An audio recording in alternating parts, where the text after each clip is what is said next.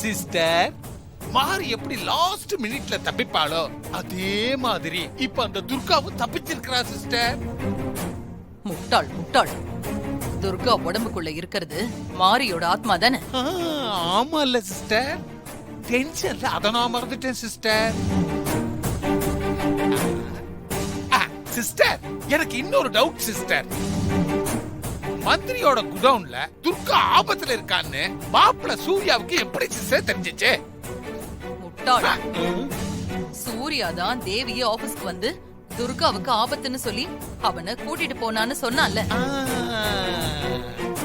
ஆமா இல்ல, full flashback சொன்னான்ல, அத நான் மறந்துட்டேன் சிஸ்டர்.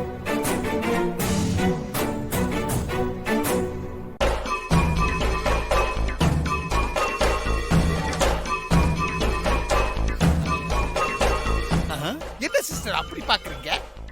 எனக்கு ஓ மேலதான் சந்தேகமா இருக்கு. ஏன் மேல சந்தேகமா? என்ன சிஸ்டர் சொல்றீங்க?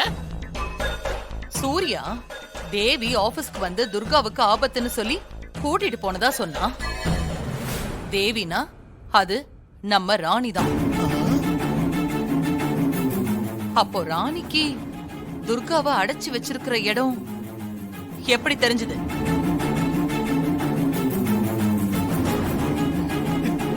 எப்படி சொல்றது?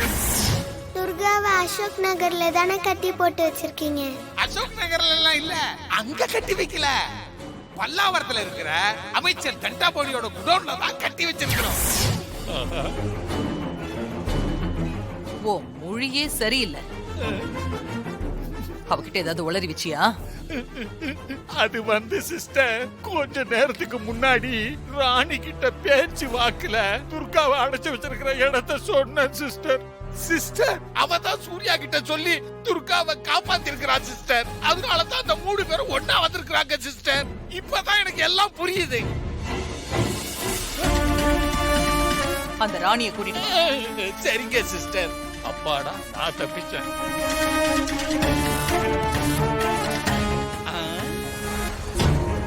தேவிமா, செல்லகுட்டி, செல்லகுட்டி. என்ன சங்கரபாண்டி? மாதாஜி உன்னை பார்க்கணும்னு கூப்பிடுறாங்க, நீ வரியா? போலாம். வா.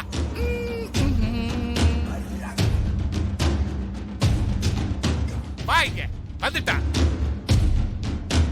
என்ன? ஓ நைனா, என் கஸ்டடியில இருக்கிறது மறந்து போச்சா உனக்கு?